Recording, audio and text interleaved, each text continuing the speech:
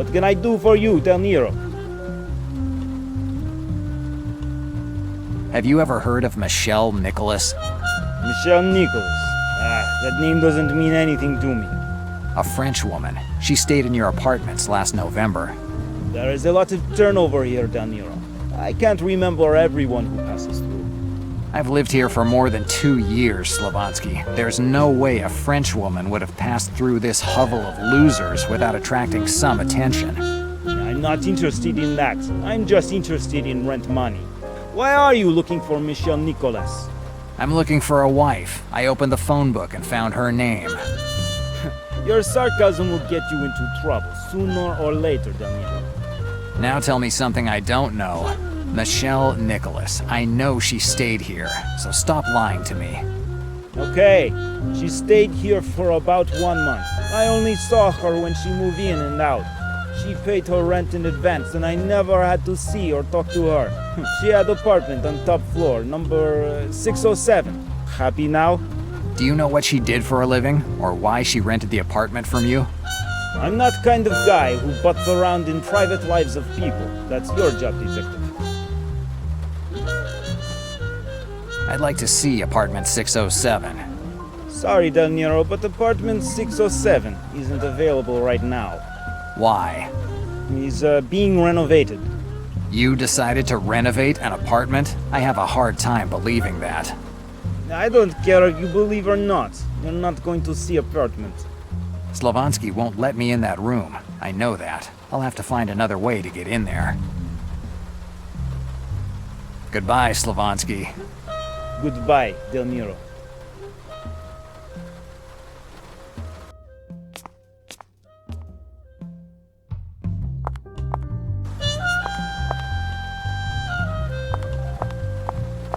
Apartment 607.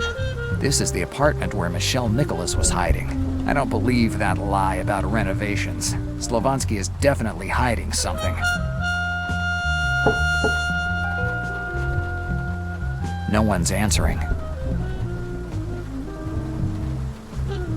There's no sound coming from inside. There's no one there.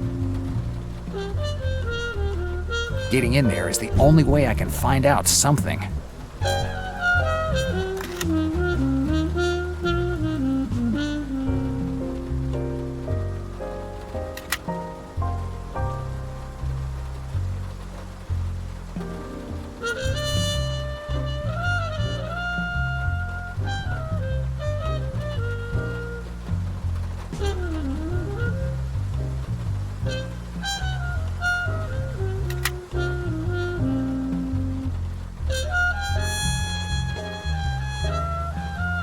Dannazione. The lock just reset. I have to start over.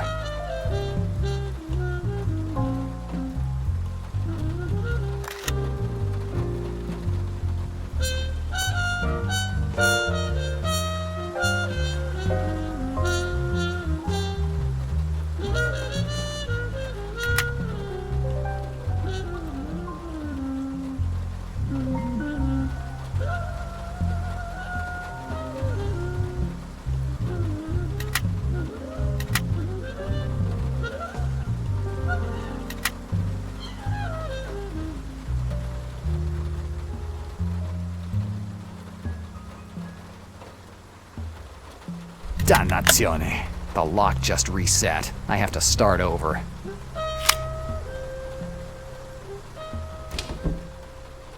Dannazione. Something tells me that there aren't just pillows underneath this sheet, and this makes the third dead body of the evening.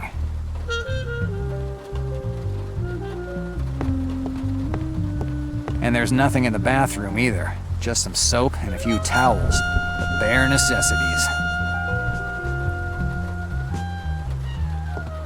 There isn't anything on the desk, except for a few blank pieces of paper. I don't see anything interesting. Inside the closet, there's just a crutch and a few rags. Nothing else. Even if my French is awful, I think this says the way to the light. An old trunk. There's just a few blankets inside. There's a pantry here. There's enough food for a month.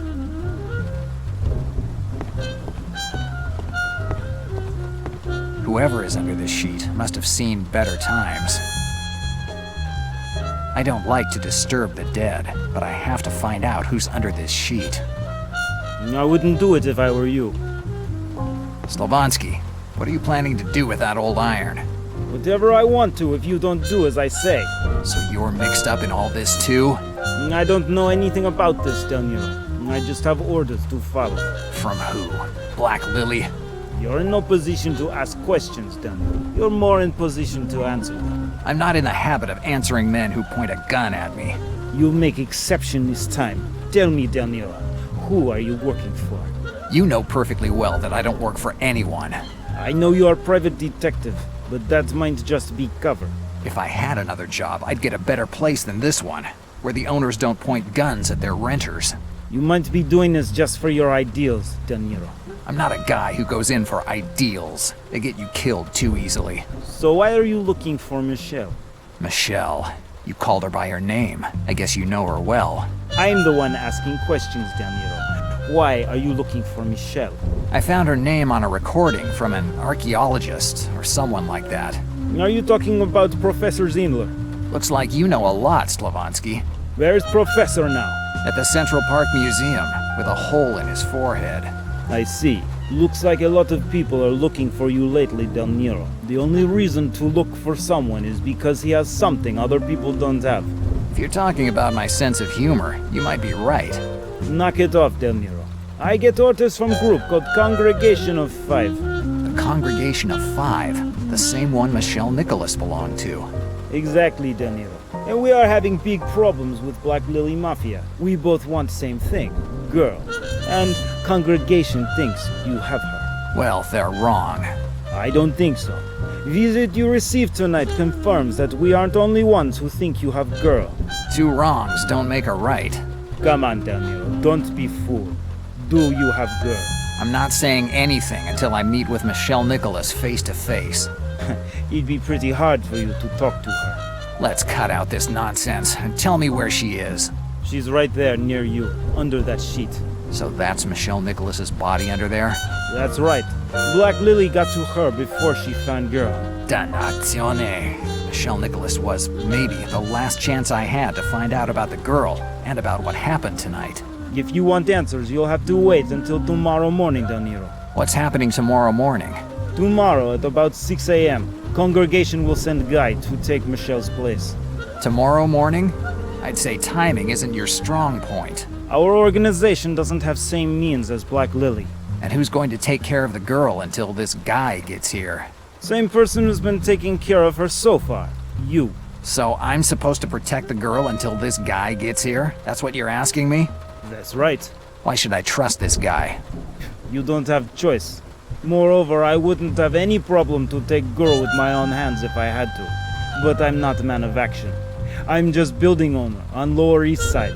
You are definitely the best person to take care of girl for now. Who is this guy that's supposed to come tomorrow? Don't know yet. Don't worry, you'll meet him as soon as he gets here. What happens once I turn over the girl? Like I said, I just rent apartments down here. These are questions for guy who'll get here tomorrow morning. And now, if you'll excuse me, I have to get back to work. That's it? You come in here pointing a gun at me, and now you're leaving? I just wanted to be sure what your intentions are with girl. And talking about it was enough? That's not all, Del Nero. In my line of work, I learned to understand who you can trust. And it's funny to say it, but you seem reliable. And now, I'll say goodbye, Del Nero. Good luck. Now that I have shed some light on the identity of the girl, I'd better get back to finding Sean's killer. I must find out who shot him. Better not disturb the deep sleep of the dead.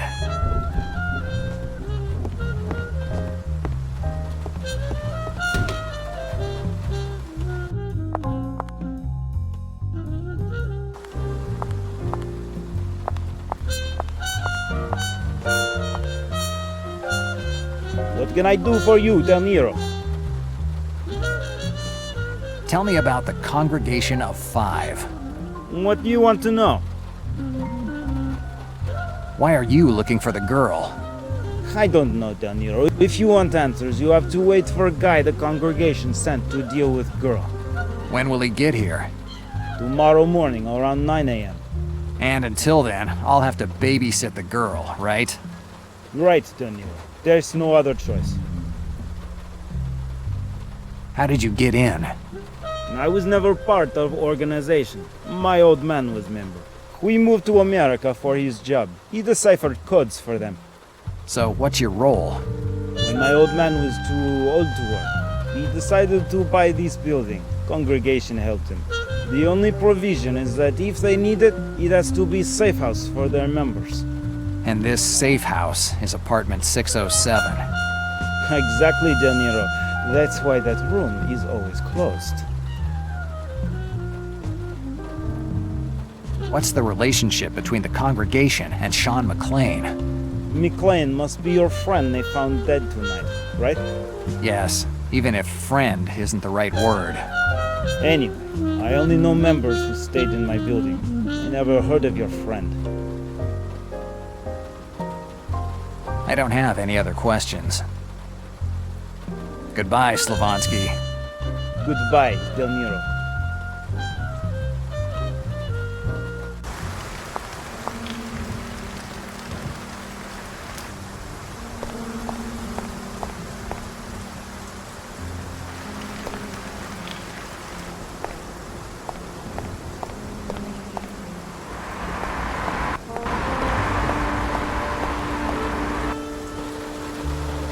Let me guess.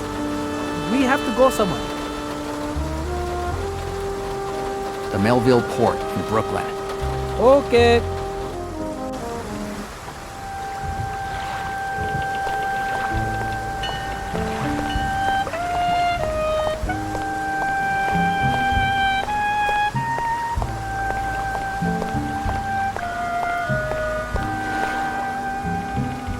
Hi. Police again. What do you want now? I already answered your questions. I'm not a police officer. No? Then who are you? You're not one of those dumb journalists who are always looking for conspiracies and scandals everywhere, are you? I'm a private detective. Well, I don't care who you are. You'll find a way to bug me anyway, right? I guess so. Anyway, I just have a few questions to ask you. What are you doing here? It's the same question that I'm asking myself. I was woken up in the middle of the night by a call from the police who ordered me to close the port due to an investigation. So you were the port manager? You could say that. Actually, I'm the only one here. I'm the port manager, the secretary, and even the cleaning crew. What do you know about what happened here tonight? I know that one guy bumped off another guy, and he picked this port to do it. That's what I know, as I told the police over and over again. You don't seem too surprised by what went on. It's not the first time, and it won't be the last that someone gets bumped off around here. Has it happened before? You could set your watch by it, just like my rheumatism. This port has its share of some of the worst scumbags in New York, and sometimes we even manage to get a few troublemakers from out of town. Once they even found a Chicago police lieutenant drowned under one of the piers. A well-attended place, I'd say. It wasn't always like this. In the good times, the port was the apple of the eye of Brooklyn's commercial activity. Why did they make you close the port? The police decided to close the entire port until they complete their investigation. I have no way of knowing how long it will take, so I have to call the captain of every ship headed here and tell him that he has to unload at Kips Bay instead of here.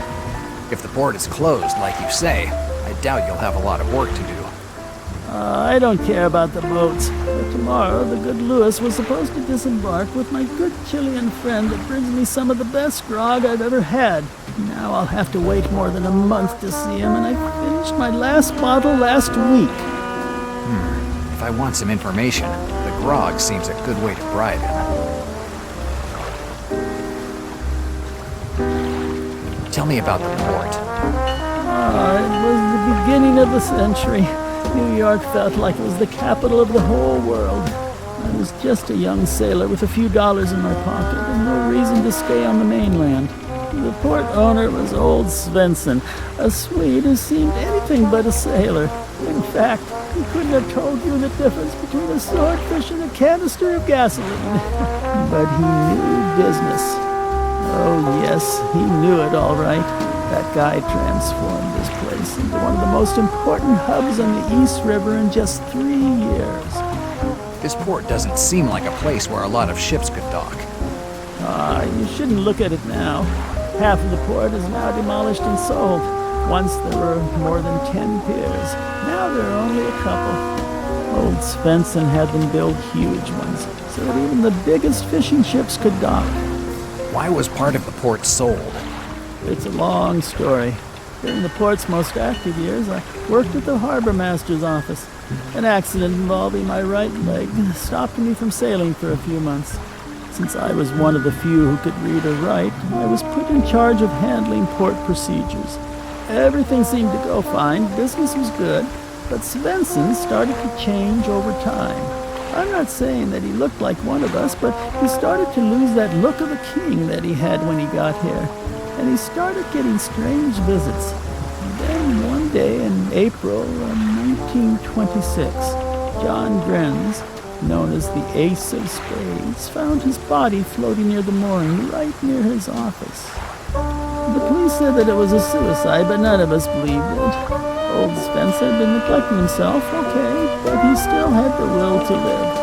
The funeral had barely happened when a certain crooner, some fat, half-Italian, half-Turkish guy, took over for old Svensson. Within a year, he sold part of the port and fired half of us. I was the only one to keep my job, and I became the harbor master. Fascinating story, but something doesn't make sense. The recession has shut down businesses that were a lot stronger than this little port. How have you managed to survive this long? You're quick on your feet, son. The answer is simple. Cruises to freedom. Cruises to freedom? Right. If someone wants a change of scene without anyone knowing, this is his ticket to freedom. You mean that criminals can illegally escape from this port? You can do the math. I learned not to ask questions. Did you see a man with a girl tonight? It looks like you know more than you pretend to, son. So have you seen a little girl? Sorry, but I can't give you any information about who leaves from the port. It's the rules.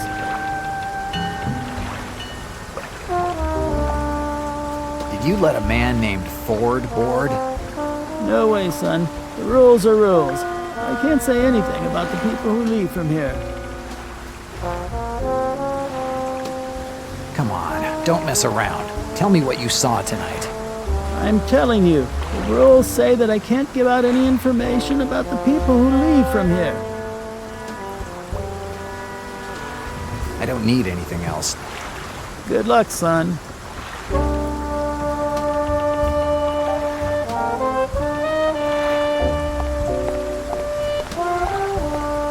The police sealed the port.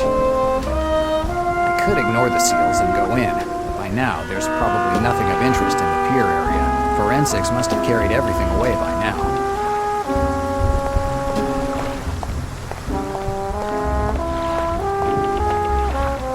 Empty bottles of grog. It must be what's left of the harbor master's stash. A bottle is broken. I'll take the part with the label. Grog de Ricardo Blanco. This stuff is over 120 proof. Every sip cuts your liver's life by a week.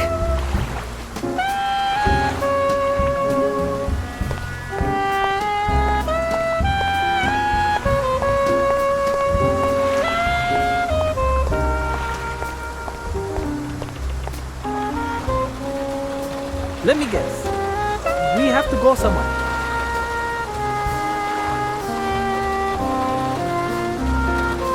Essex Street, Lower East Side. We see.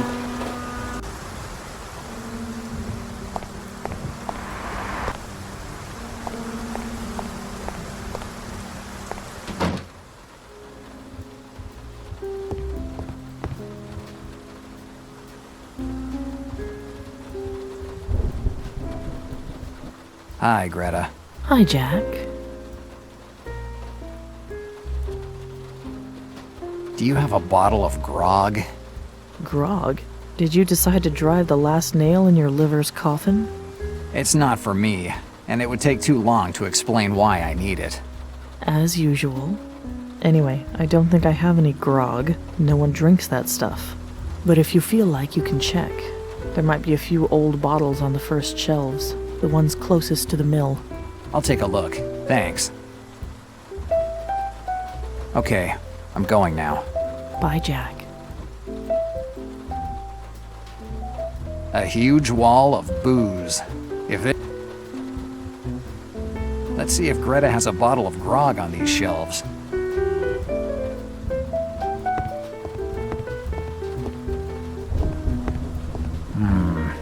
I don't see anything that looks like grog.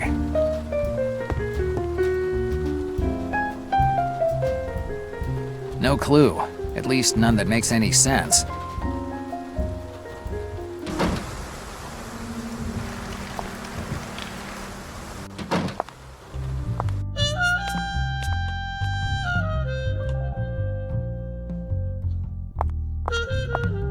Yes, using the steam that's coming out, I should be able to get the label off of the piece of bottle I picked up. Let's see. Excellent. Now I have a Grog de Ricardo Blanco label ready for use.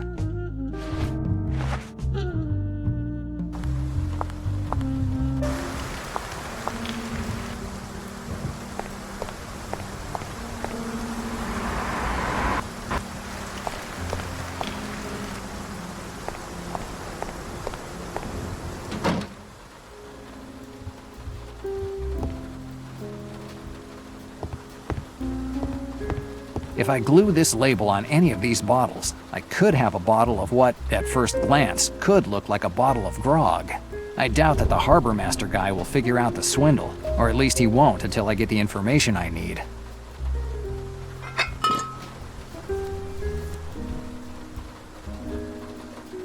It looks perfect. It looks the same as the bottles of grog I found at the port.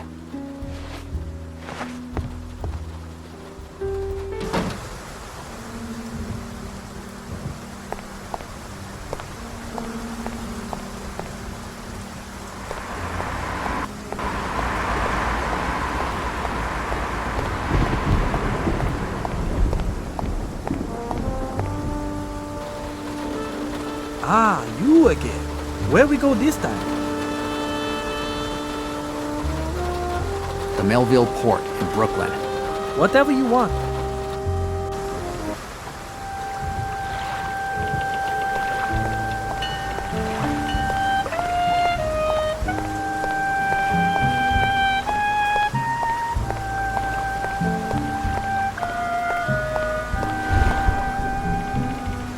Hi. You again, son. What do you want this time? I don't need anything else. Good luck, son.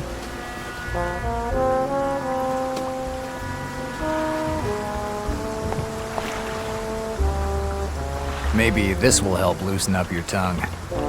Where'd you get that bottle? With a little brain, you can get anything in this city. Tell me what you saw tonight, and it's yours. I can't. Let's stop beating around the bush. I have something that you want, and you have something that I want. Let's not get any pointless morals mixed up in the matter.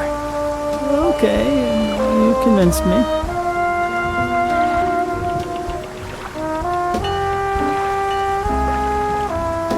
Tell me who boarded tonight.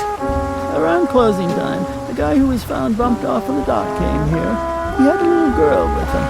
He asked if he could board the Sainte Marie de la Mer. The Sainte Marie de la Mer. It's the same name that was in my dream. First that hitman, and now the name of the ship. How's all this possible? Did you see anyone else other than the guy with the girl? Now that I think about it, yes. I had just closed the harbor master's office when I saw a man near the lamppost. I had never seen him around here before. He wasn't a sailor. He was too elegant to be an old salt. Describe him. I only saw him in passing. It's better to avoid looking at anyone for too long around here. Did you notice anything particular? He was dressed well, but that's it. Where did you say he was? Under that lamppost over there, the one next to the sacks. Okay. Tell me more about the man you saw again. I already told you everything. I was closing the harbor master's office when I saw this guy under the lamppost, the one near the sacks. He wasn't doing anything strange, just standing there smoking.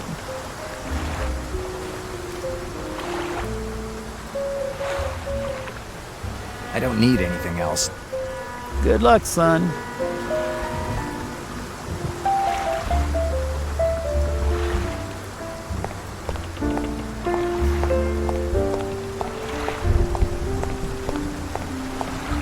There are barrels and crates everywhere at the port.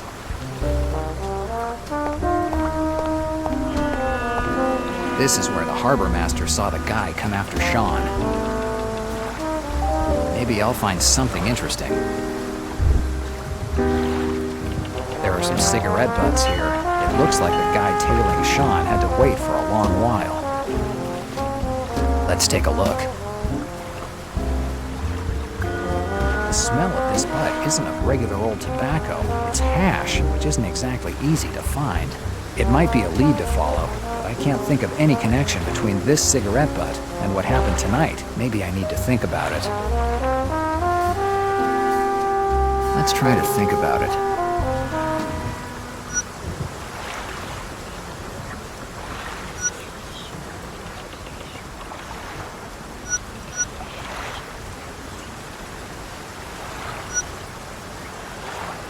John said that the guy he saw near his cab was smoking a cigarette that smelled funny. And now I find this hashish smoke. There's no doubt that the guy that was following Sean and the one that Sean saw by his cab was the same guy. The cigarette butt won't be much help figuring out the identity of this mystery man, but I might find other clues. There are pieces of paper lying around. It looks like they formed a matchbox once. Who knows why it was ripped up like this? If I piece it back together, maybe I can figure out something more.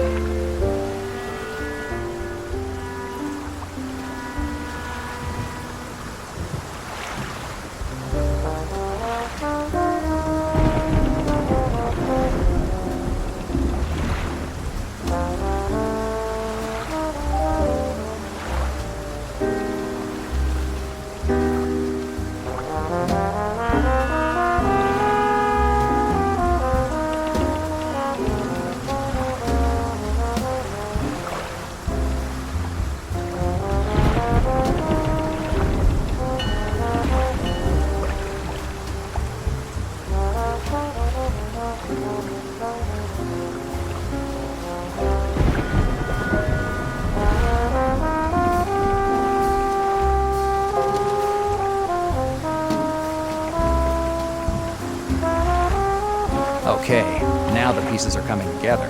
Fortunately, I don't have all of them here. I can't read exactly what's written on the box. It certainly refers to some kind of business. Maybe the telephone book that I have in my office will be of some help.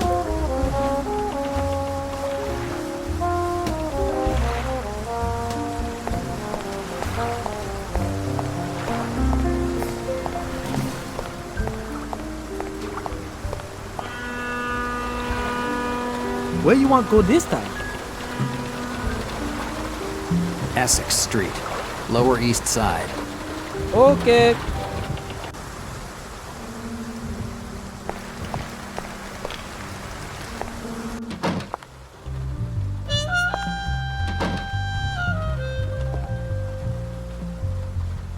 Yes, this matchbox definitely comes from a store or joint in New York. Comparing it with the names of businesses in the phone book, I should be able to figure out the full name and get the address too.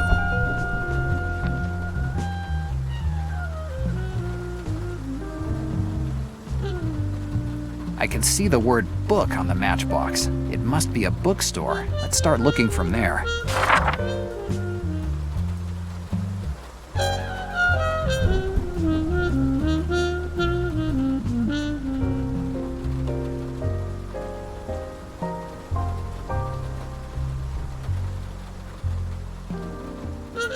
Let's try again. I can see the word.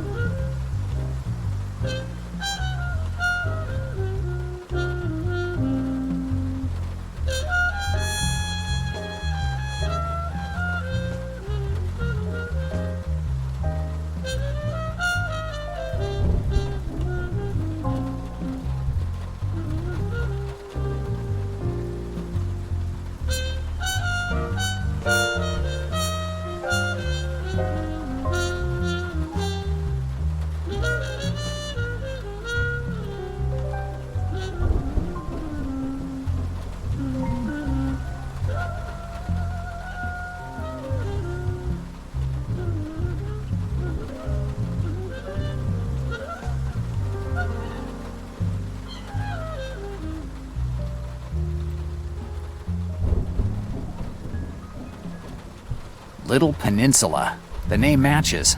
It's a bookstore on the Upper East Side, on 65th. I think I better check it out. I don't need the matchbox anymore. I can leave it here.